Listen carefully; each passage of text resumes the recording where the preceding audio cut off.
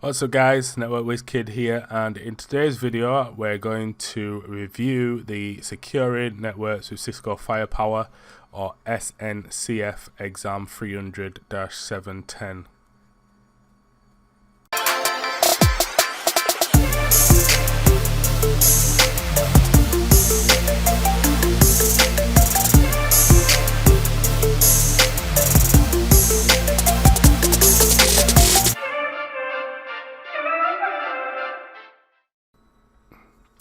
So, the reason that I wanted to do this video today is because I have recently taken this certification exam, so the Securing Networks with Cisco Firepower 300-710, and I wanted to share my experience with those that are looking to attain this certification as well. So first and foremost, I passed this exam a few days ago, and I'm so glad that I did pass it first time round, and overall I had a very good experience with this exam itself. So that's my certification there, and it looks nice and clean. The results, so I've highlighted two things here, so in red. So I've got the picture, or my picture, in red, and I've also got the scores broken down via topic on the bottom side, highlighted in red as well. And the reason I've highlighted the picture is because I had a few people on social media reach out to me with a few jokes as to why my picture was like that. So let me just explain that. When I took the photo, I actually didn't care how I looked. And not like I make any effort to ensure that I look a certain way when I do take these exams, but I just wanted to get this exam done. And for those that don't know, quite recently myself and partner have had a little boy, so we now have a little baby boy, and with that comes many sleepless nights and sleep deprivation, and that picture is a result of all that coupled together while still trying to study for certifications as well. So, and I'm sure that those that are watching this who have also been in a similar situation can relate to that as well. That's why my image is like that. So, scores. So, as you know, or those that are taking these certifications, Cisco release, let me just go back. So Cisco released these blueprints, and as you can see that the sections are broken down, so deployment, configuration, management and troubleshooting, and integration.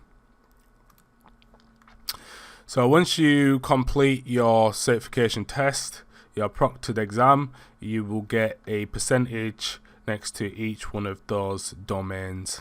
So as you can see, overall I've done well. My final score was 890 and the passing score is 825. So I'm really happy with that result. And probably my less favourable section based on the results is management and troubleshooting here. And there's reasons really for that actually. And that's probably because of everything I've been had going on in my personal life with the arrival of my baby boy, and not really having the time to fully invest in that particular section. So I was just basically going off of the experience that I have working with the actual firepower solution itself. But nevertheless, you know, still good results all around, so I'm happy with that overall. So the blueprint, which I'm sure those that are watching this video will have seen if you're looking at getting this specialized certification or specialist certification, is covered in 4 domains. So you've got, as I said before, you've got the deployment, you've got configuration, which is the biggest section, and then you've got management, and then you've got integration. I've put the link there so that you can head over and look at those exam topics and download the blueprint if you want. But in essence, this is a blueprint, and this is what you need to understand in order to attempt this certification exam. So what helped me achieve certification success? So on this occasion, in attempting to do this exam or studying for this exam, I had a consistent strategy, and we'll delve a little bit more into that in a couple of slides.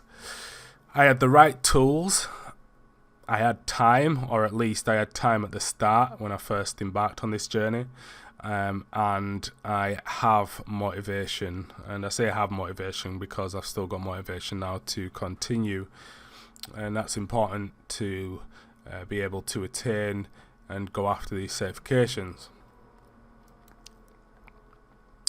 So looking at the consistent strategy, this is kind of how I planned and worked towards getting this certification. So first off, I got the blueprint which I've just showed you a few slides before.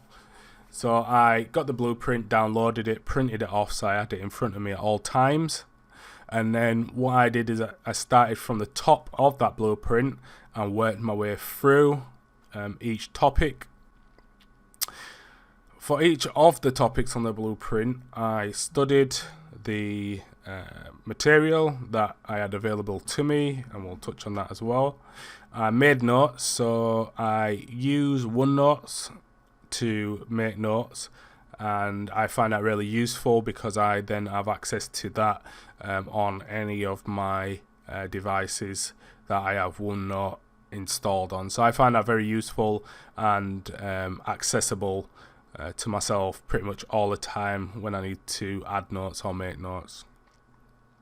And then once I've done that, once I've done all the theory-based stuff and I feel like I've understood it, I will then attempt where necessary or where I can do to actually lab what I've learned. So that'll involve me kind of putting my brain together to build up a lab and put into practice what I've learned on the theory side of things. And for me, that really helps solidify what I've been learning before actually doing it.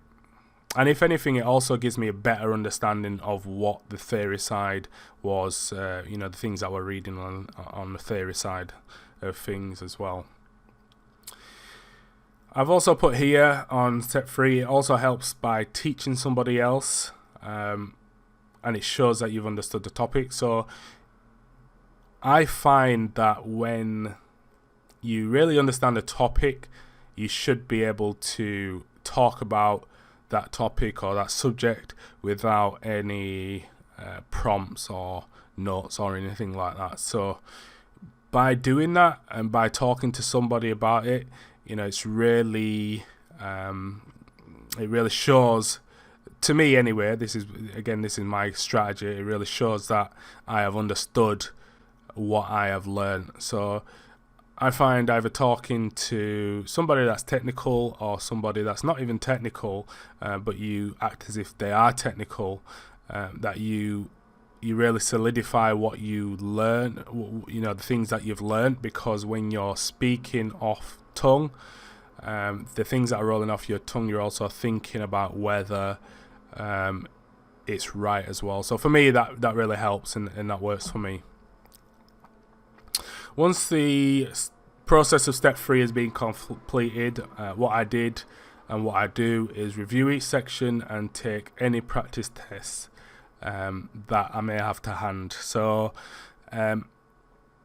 practice tests for this exam in particular I didn't have. However, I did order the CCNP and CCIE Security Core official cert guide along with the practice tests that come with that, and just before the exam I went through the section chapter 7 practice exam questions, and that was all based on firepower. So that kind of give me a little bit of a what to expect kind of thing, if you like. in regards to the questions likely to appear on the exam, and also to again make sure that the things that I have read and learned, it's actually stuck with me by being able to answer those questions correctly as well. So after that, then I review any areas that I may have forgot or don't feel too strong about. So there's always areas I find that you can maybe further understand a little better, or you don't feel like you've ever understood as much as other domains. So it's always good to focus on those areas just before you attempt to take an exam. Because sometimes by coming back to something, I find you better understand it than you did the first time around. So that's what I do. And then last of all, obviously, you feel confident and ready, you go ahead and take that exam. So the right tools, I feel like I had the right tools in order to pass this. This is a list here of what I used in order to help me attain this certification. So the first one was the official certification guide, so the CCNP and CCIE Security Core by Omar Santos. Again, this was kind of a little bit of a last minute thing. I did have the ebook before the actual physical book, but to be honest, I didn't really use this too much. I actually only read through chapter 7, which is based on the firepower aspect of the actual core, the security core certification. So I felt personally that that section there didn't have as much detail as the other content that I went through. So that was the Cisco Digital Learning Library courses that I went through. So the first one there is Security Networks with Cisco Firepower Next Generation Firewall version 1.0. I went through that course and I completed that course, and it's very detailed. It gives you a very good deep dive in Cisco Firepower and its inner workings, so how packets are processed, etc., and all the different types of features. And it certainly covers everything that is listed on the blueprint. So that really helped for me, and if anything, that's probably what I used more than anything else. And in the next course, which I touched on, was the Securing Networks with Cisco Firepower Next Generation IPS version 4.0.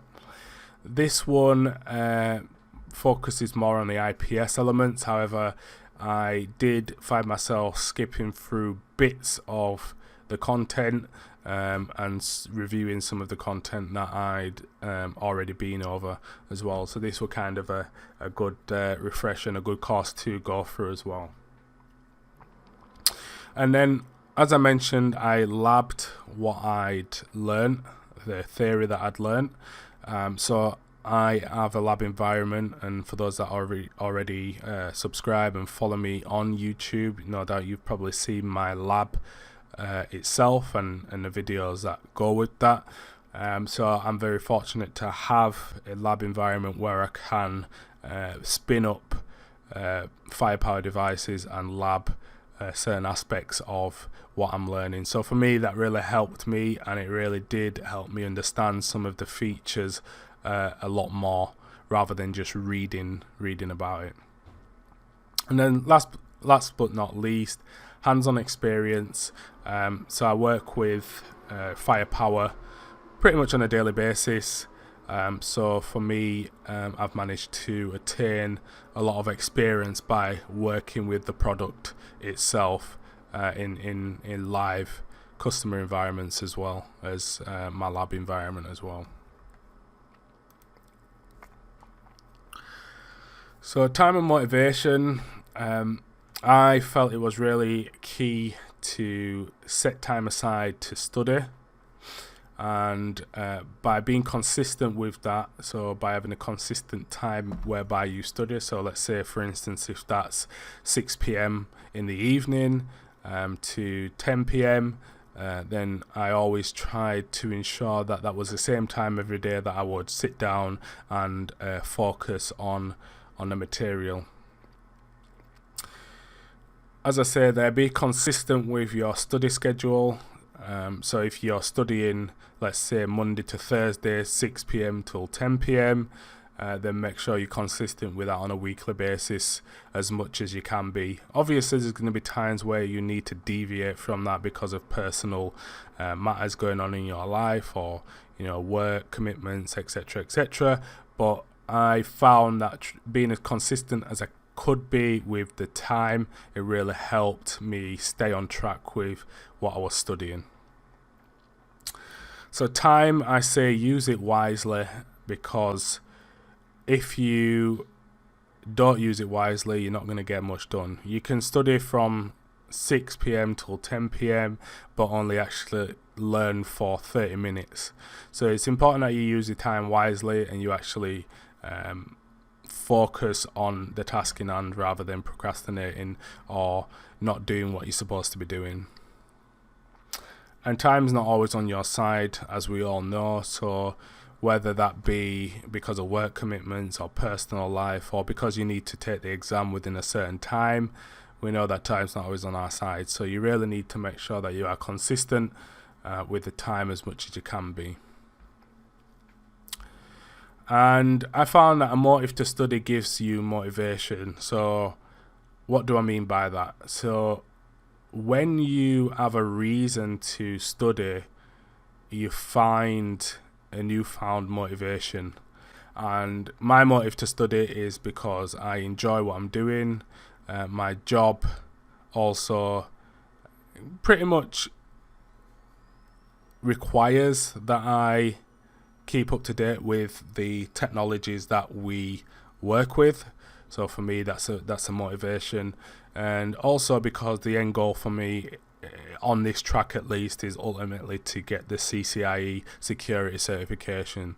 So my motivation keeps me going. So for those that maybe have just decided to pick up this certification and you don't really feel as though you have the motivation, really think about why you're going for this certification. What benefit is it going to have to you? What benefit will it have to your company? What benefit will it have to your job? And really try and find some motivation for pushing ahead with the certification, because what I see sometimes in the community is that people will start to study a certification, but then they'll fall off because they no longer have the motivation or can't seem to get a consistent schedule in place in order to study for this certification. I always say enjoy what you do, because when you do, it also gives you that motivation. So I enjoy what I do. I enjoy working as an engineer. I enjoy the security element. I enjoy the routing and switching. I enjoy my job. I enjoy everything as a whole. I love my job. I enjoy what I do. So that gives me motivation, energy, and I've got a passion to continue. And last of all, stay curious. So I always stay curious. I'm always curious. I find that I want to know everything, whether it be in the security domain or collaboration domain or wireless domain. I really want to know everything, and that's impossible. But by being curious, you will always want to find out more about what it is you're learning. So it's okay if you read a book and it gives you a paragraph about let's say one of the domains, but go a little bit further. Search on through Cisco documentation to find out more information. Look at RFCs if you need to, and go down that route. So I always find by staying curious, I actually find out more than what I would have originally if I'd just stuck with the content that I was learning, or not gone as far as I could have done.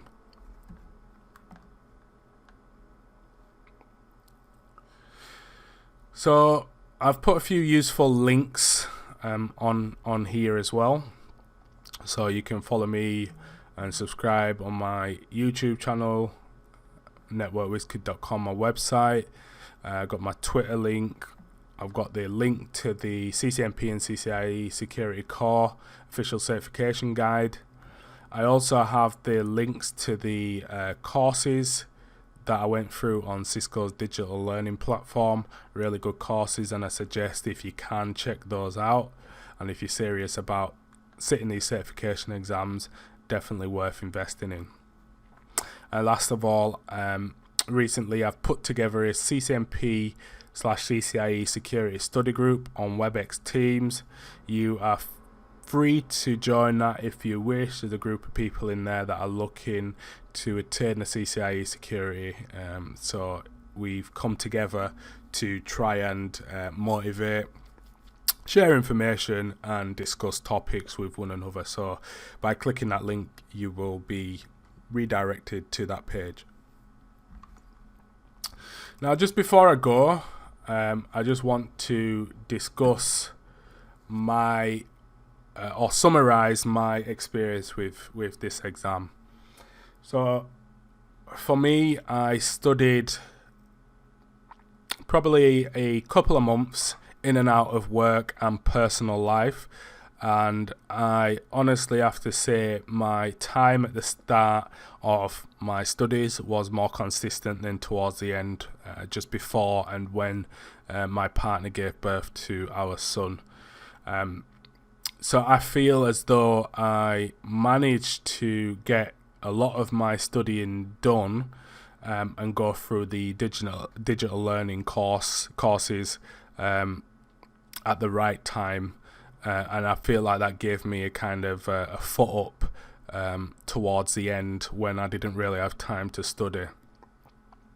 I was a little bit nervous when I decided to take the exam. It's only a few weeks after my son has been born, so the sleep deprivation is still there. The time to study is still very scarce, so I was really a little nervous about taking the exam, but I thought, if I failed, then I can always do it again and pick up, on the topics where I wasn't as strong. Nevertheless, I went for the exam, and I must say the questions are very good. The fit with the blueprint, and I found that if you study the content that's out there and the content that I've mentioned, and you go that extra mile to further ensure you understand it, you've got enough there in order to easily pass this certification exam. There's 4 domains as we've been through already. What I would say is, for those, make sure you go through each of them topic by topic. This is what I did. So I started from the top and I worked my way through each of these sections, and where it says implement, I made sure that I labbed each one of these where possible. So things like multi-instance, we can't do that with virtualized firepower devices, so I couldn't do that. But things like active standby failover, the next generation IPS implementation modes, and then the rooted and transparent mode, things like this, and configuring, I could lab. I had the ability to lab, so I made sure that once I'd read about each one of these, I ensured that I went onto my lab environment and I did something which would enable me to further understand each one of these.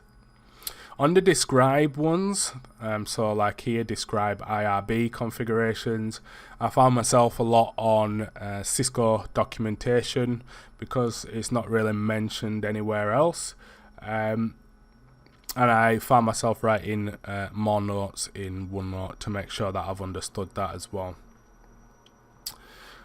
I paid attention to the percentages of each section, so 30, 30, 25, 15, because this pretty much increases the likelihood of where most of the questions are going to come from. So my emphasis was more on I'd say probably the first 2 sections and a little bit of the management and troubleshooting, and some of the integration. And the reason is because I started top to bottom, and by the time I was getting to the bottom, my son was born. So that's why I say, in terms of the scores, I feel like, you know, that's probably justifiable, because I didn't really have much time to really study the theory side of that. However, with the integration side, I've done bits of that in my lab environment beforehand, so I was kind of well versed with things like using Firepower and AMP for endpoints, which is 4.2, AMP for networks, etc., and PX Grid with ICE. So things like that didn't really bother me. I knew that I kind of pretty much had those elements covered. So that's kind of my experience on that exam. Again, like I say, I had a really pleasant experience with the exam. I did the exam remotely, obviously because of the COVID situation at the moment, and I really think that's a good step forward for Cisco in being able to offer these exams remotely as well. So the reason, just before I finish, the reason I decided to actually take this specialist exam was because I'm studying for the CCIE security, and to study for the CCIE security you need to pass the core on one specialist exam.